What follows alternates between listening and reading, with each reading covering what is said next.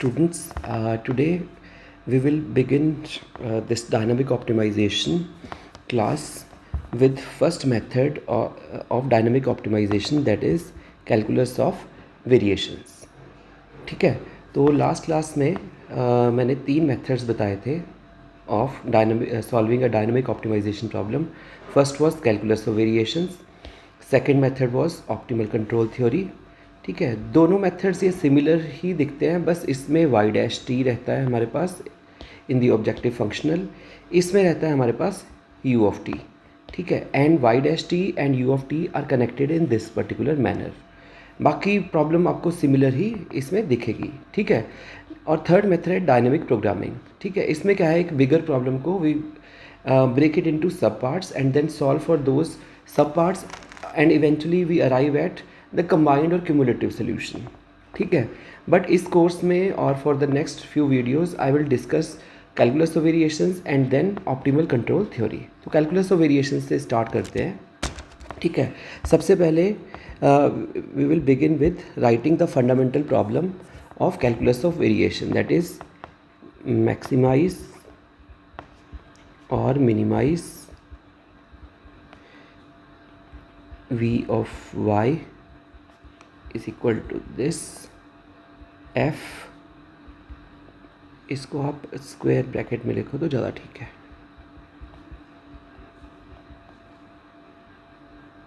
ठीक है, subject to y of 0 means initial condition a is given. जैसे आपको ये बताया जा सकता है कि at time t equal to 0, suppose आप प्राइस को ऑप्टिमाइज़ कर रहे हो तो प्राइस इज़ गिवन एज 10. ठीक है, and the second condition is y of t is equal to z.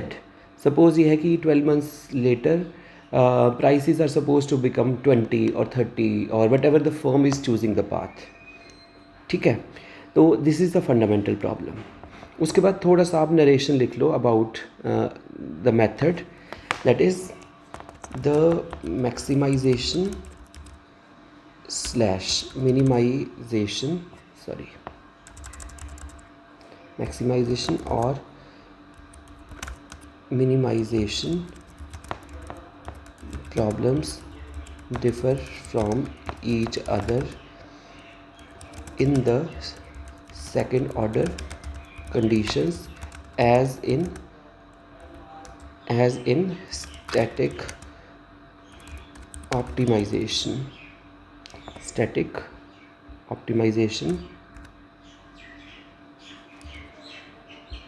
Static optimization,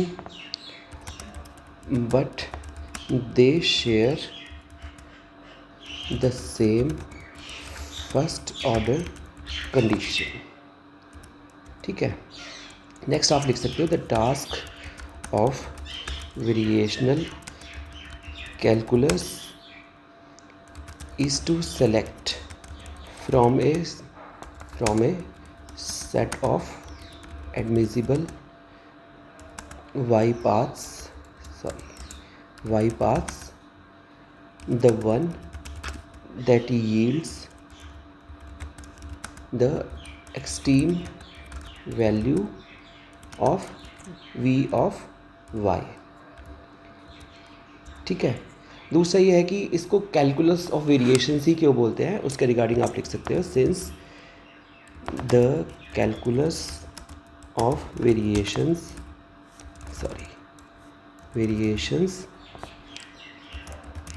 is based on the classical methods of calculus requiring the use of first and second derivatives. We shall restrict the set of admissible paths to those continuous curves with continuous derivatives, ठीक है। और एक important definition इसमें और लिख लो जिसको हम बोलते हैं एक्सट्रीमल, एक्सट्रीमल, ठीक है। इसको अंडरलाइन कर देते हैं, ठीक है। एक डेफिनेशन आप इसकी लिख लो, a smooth, sorry, a smooth y path that yields an extremum, maximum or minimum of y is called an extremal.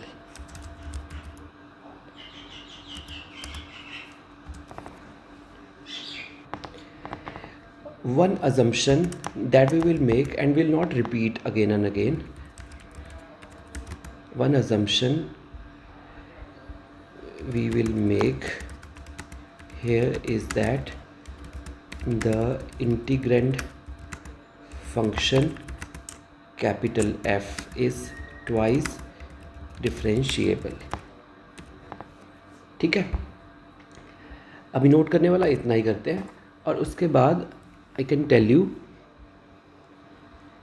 जिसका रह गया हो तो अभी भी आप नोट कर सकते हो। हाँ, मेन क्या है इस लेक्चर का मोटिव, टू डिराइव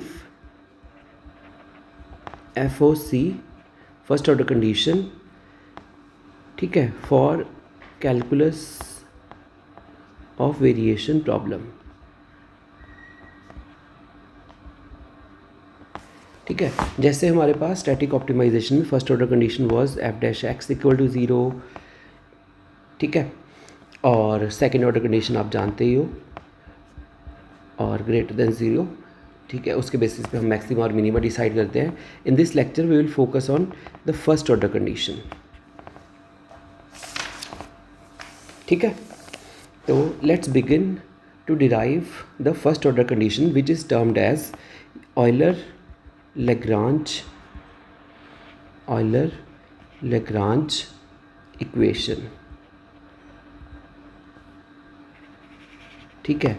तो आप हेडिंग इस तरह से लिख सकते हो कि derivation of Euler-Lagrange equation, derivation of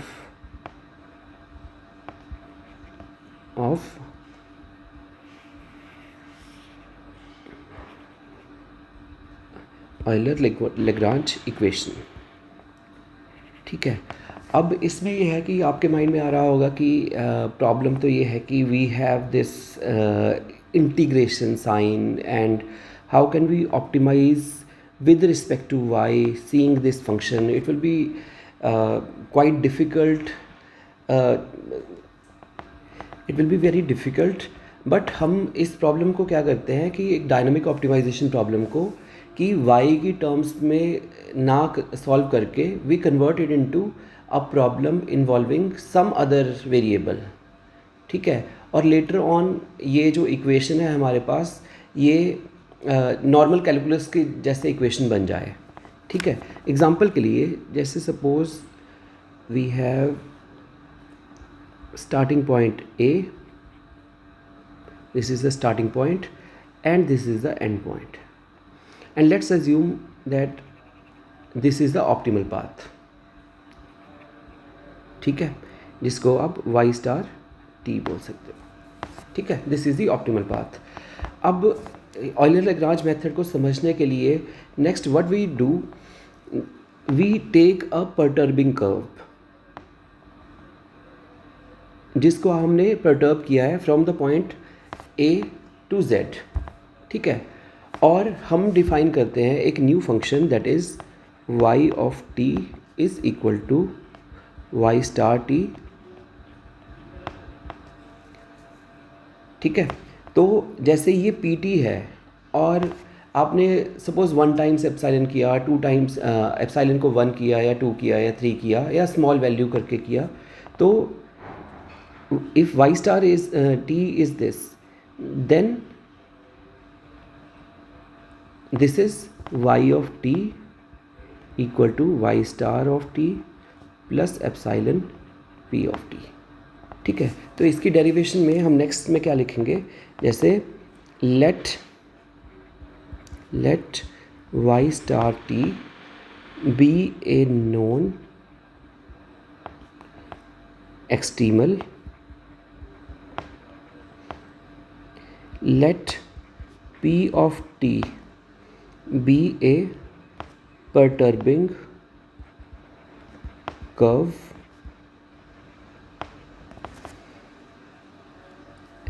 that passes through 2 points t equal to 0 and small t equal to capital T, such that P of 0 equal to P of capital T is equal to 0। ठीक है, हम इन equations को name कर लेते हैं। This is problem 1 entire set, इसको 2। ठीक है, अब हम नेक्स्ट लिखो, by adding epsilon p t to y star of t where epsilon is a small number, and by varying magnitude of epsilon we can perturb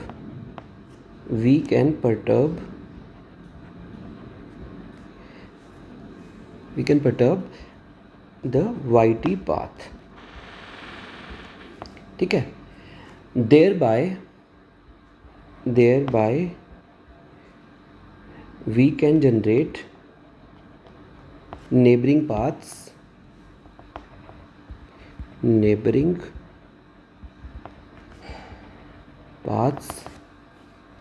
as y of t is equal to y star of t plus epsilon p of t, और इसको लिख सकते हैं equation number 3। ठीक है, अब आप next लिख सकते हो, इक्वेशन 3 हैज़ द प्रॉपर्टी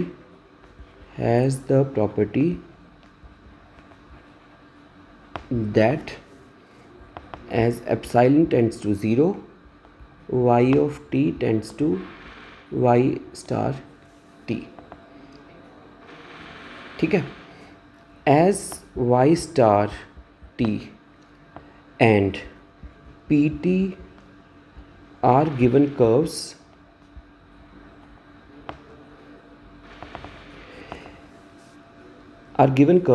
जैसे हमने इसको कुछ ना कुछ एज्यूम किया हुआ है, it implies that now epsilon determines the path।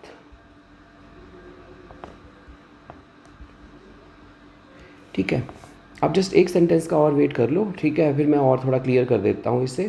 And hence the path y of t and hence v of y। ठीक है, पहले हमारी प्रॉब्लम क्या थी कि we were trying to determine this thing. ठीक है, मिनिमाइज और मैक्सिमाइज करना है इसे, but it was determined by y of t। हमने क्या कर दिया इस प्रॉब्लम को कि by defining it in this manner. ठीक है, हमने ये कर दिया as y T depends upon epsilon, तो आपका v डिपेंड्स अपॉन एप्सिलॉन। ठीक है, तो इसको नेक्स्ट सेंटेंस में हम इस तरह से लिख सकते हैं कि hence instead of optimizing capital V with respect to y, we can optimize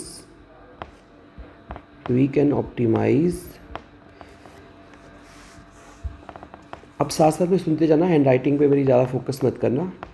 v as a function of epsilon using usual calculus।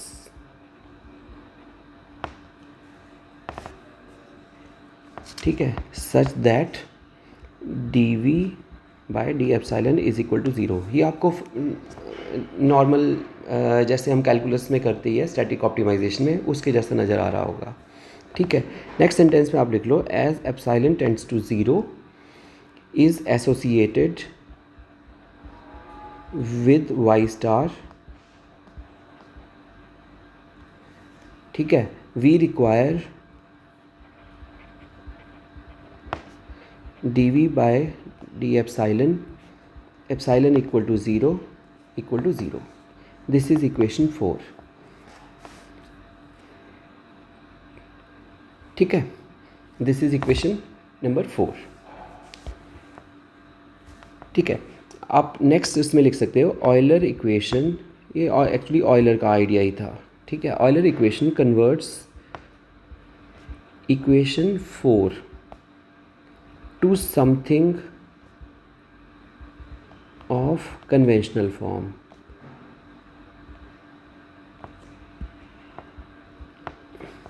ठीक है, तो सबसे पहला काम हमारा क्या है कि अब आपको ये पता लग गया है कि y t is equal to this. ठीक है, तो सबसे पहला काम क्या है कि वी ऑफ वाई को आप लिखो वी ऑफ एप्सिलॉन की टर्म्स में. ये किस तरह से आ जाएगा, v of epsilon is equal to 0 to t f of T comma y star of t plus epsilon P of T. ठीक है, ये आपकी क्या टर्म है, y of t plus sorry not plus comma, क्योंकि ये वाई हो गया तो हमें वाई डैश लिखना है. ठीक है, वाई डैश क्या हो जाएगा जब आप इसको डिफ्रेंशिएट करोगे, तो मैं यहाँ पे थोड़ा सा लिख देता हूँ.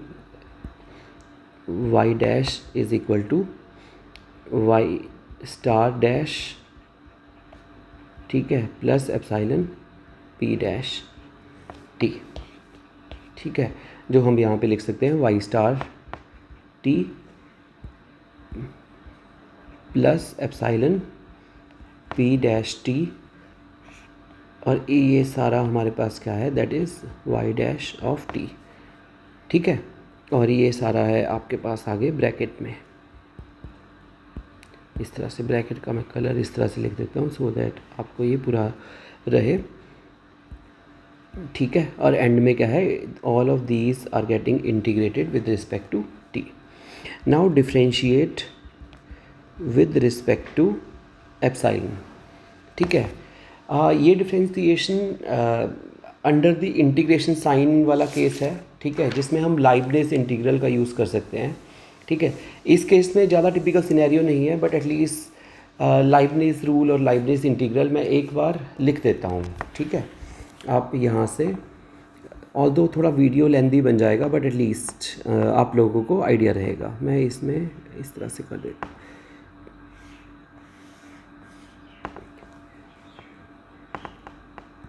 ठीक है, सपोज़ आपके पास कोई फंक्शन है इस तरह से, A of T B of T. ठीक है, और ये है F of T comma X D X. ये आप ना हैमंड की बुक से दोबारा से चेक कर सकते हो, और इसके क्वेश्चंस कुछ और करना चाहो तो आप कर भी सकते हो. ठीक है, if you want I can make a separate video जिसमें कुछ क्वेश्चंस मैं आपको साथ में इसमें करवा दूंगा. ठीक है, अब इसमें क्या है कि if you want to differentiate, तो इसमें 3 टर्म्स है जो टी की टर्म्स में आ रही हैं, 1 2 एंड 3. तो इसमें क्या है कि जब आप with respect to t differentiate करोगे, ठीक है, तो तीनों टर्म्स को आपको इंक्लूड करना पड़ेगा. मैं इसका डायरेक्टली फार्मूला लिख देता हूँ. ठीक है, अगर आप इसकी डेरिवेशन और इम्प्लीकेशन या इसको और सिंप्लीफिकेशन में चाहते हो with questions, you may let me know. मैं एक और वीडियो आपके साथ शेयर कर सकता हूँ लेटर ऑन. ठीक है, तो f of T comma b t, जहाँ पे एक्स है उसकी जगह पे बी ऑफ टी आ जाएगा, इनटू,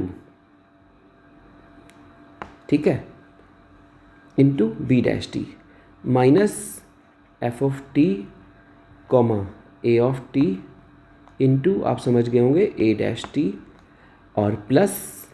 ठीक है, अब इसके साथ हो गया है फर्स्ट 1, यहाँ पे ऐसे लिख लें, इसके साथ ये हो गया है, ये कवर हो गया है. अब इसको डिफ्रेंशिएशन करना है, बट इसमें क्या है, differentiation directly under the integration आ जाएगा, बट पार्शियल डिफ्रेंशिएशन. ठीक है, that is F of T comma X D x. ठीक है, तो यहाँ पे A of T B T. ठीक है, मैंने ये डायरेक्टली रूल लिखा है, आप वेरीफाई कर सकते हो कि सपोज़ मैं एक क्वेश्चन भी लिख देता हूँ। ठीक है, यहाँ पे example f of t is equal to t to t square x square t over two d x. ठीक है, this is function of t, this is function of t, this is function of t. तो इस तरह से आप इसमें rule लगा के चेक भी कर सकते हो कि whether you are getting you have understood the problem और नॉट। ठीक है, बट इस केस में एक अच्छी चीज़ क्या है कि neither the upper limit of integration nor the lower limit of integration are functions of epsilon. ठीक है, तो उसमें बेनिफिट क्या है कि we need to differentiate the entire thing inside the bracket only. तो इस केस में क्या हुआ कि if you are differentiating in this manner, suppose इसको ऐसे नहीं लिखेंगे, d v by D epsilon, ठीक है, इक्वल टू ज़ीरो, तो ये आपके पास क्या हो जाएगा डायरेक्टली। ठीक है, ये थर्ड टर्म आ जाएगी। पहली टर्म ज़ीरो बिकॉज इसमें बी डैश टी, मतलब सपोज ऊपर वाली टर्म के साथ डिफ्रेंशिएट करो एप्सिलॉन, वो ज़ीरो, नीचे वाली टर्म के साथ डिफ्रेंशिएट करोगे with respect to epsilon, zero. ठीक है, now this is the only term that is a function of epsilon. ठीक है, अब आप नेक्स्ट ऑब्जर्व करना कि again there will be a chain rule, again there will be a chain rule because मैं किसी और पेन से, हाँ, this is not a function of epsilon but this is a function of epsilon, this is a function of epsilon. तो आपके पास क्या आ जाएगा, again while differentiating you will get 0 to t delta f over delta y into dy over d epsilon. ठीक है, पहले आपको कैपिटल F को डिफ्रेंशिएट करना है with respect to y and then you have to differentiate y with respect to epsilon, plus you have to differentiate this with respect to y dash and then dy dash over d epsilon। ठीक है, तो यहाँ तक at least problem में पहुँचे हैं। I guess इतना tough नहीं लग रहा होगा, बट लेट्स कंटिन्यू। ठीक है, तो y क्या था हमारे पास, y was y star plus epsilon P of T. ठीक है, तो आपके पास D Y by D epsilon क्या हो जाएगा, this is not a function of epsilon, तो यहाँ पे आपके पास क्या जाएगा पी ऑफ टी। ठीक है, और सिमिलरली जब आप इसको डिफ्रेंशिएट करोगे तो आपके पास क्या आया था, y star dash plus epsilon p dash t. ठीक है, now if you differentiate this thing with respect to epsilon then you get p dash t. ठीक है, अब आपको ये दोनों चीज़ें यहाँ पे पुट कर दो। ठीक है, तो आपके पास इवेंचुअली क्या आ जाएगा, 0 to t f of y p t plus 0 to t f y dash. ये जो टर्म है ना पार्शियल डिफ्रेंसिएशन, इसको मैंने लिख लिया है बस ये करके। ठीक है, इसको मैं एरो ये, ठीक है, otherwise one of my student will say कि सर क्या कर दिए, ये तो दिमाग ख़राब हो रहा है। ऐसा नहीं है, दिमाग नहीं ख़राब करवाना है। ठीक है, इजीली करते हैं चीज़ों को। ठीक है, अब इस प्रॉब्लम के 2 पार्ट्स हैं। ठीक है, one is this, second is this. ठीक है, आप नेक्स्ट लिख सकते हो कि थोड़ा लिख लो, नोट कर लो। ठीक है, वैसे मैं अगर आपको समझ आ रहा है तो ठीक है, अदरवाइज़ नोट करोगे तो और इजी हो जाएगा। ऑल दो above equation is free from epsilon, it still contains pt and p dash t।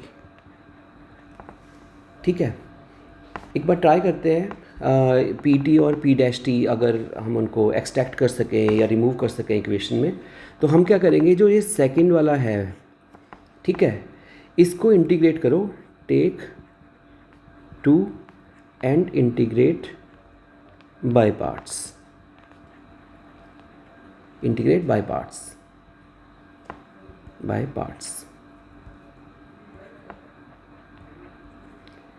ठीक है, तो आप इस तरह से लिख सकते हो f y dash p dash t, ठीक है, d T.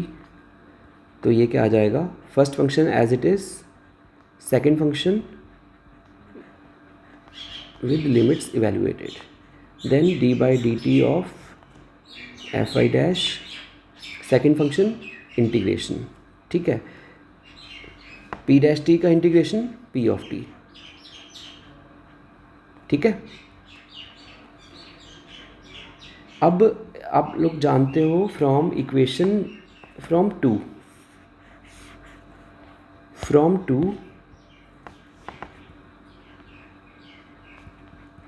we have p of 0 equal to p of t equal to 0।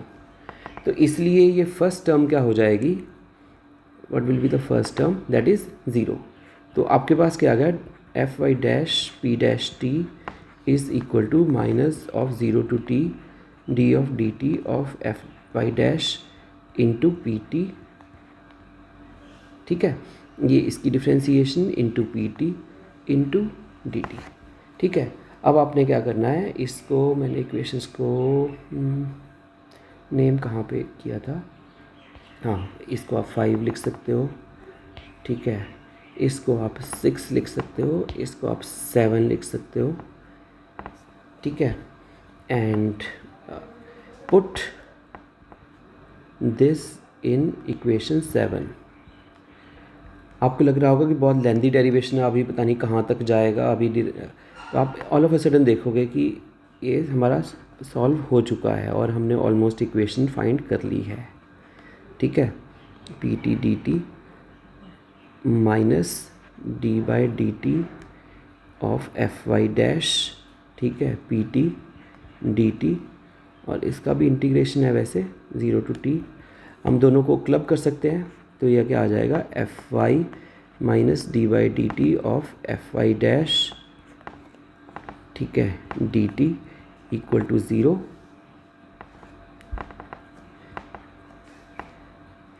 ठीक है। पी टी भी था कॉमन, पी टी को यहाँ पे लिख लो, या पी टी को लेटर ऑन आप सॉरी चलो मैं ठीक से लिख देता हूँ, सॉरी,